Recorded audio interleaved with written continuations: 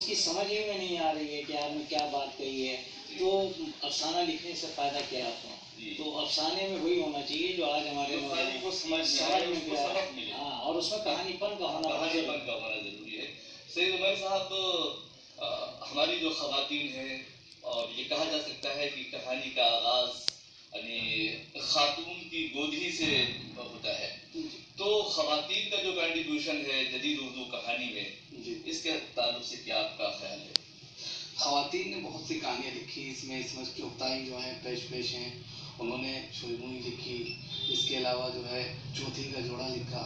خاص طور سے انہوں نے مسلم سوسائٹی کے جو گھرانے تھے ان کے لڑکیوں کو اپنا موضوع بنایا. جنسیات کے اوپر انہوں نے قلم اٹھایا اور بہت ہی اچھی طریقے سے انہوں نے افسانے نگاری کی اور افسانے میں جان پھونک دی اپنے افسانوں کے ذریعے، اور بہت بڑا کارنامہ انجام دیا. یعنی صرف اس میں چغتائی نہیں بلکہ قرۃ العین حیدر کا بھی نام آتا ہے، اور ذکیہ مشہدی ہیں، واجدہ تبسم ہے،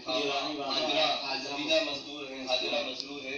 ایک بڑی تعداد ہے ہماری خواتین کی جنہوں نے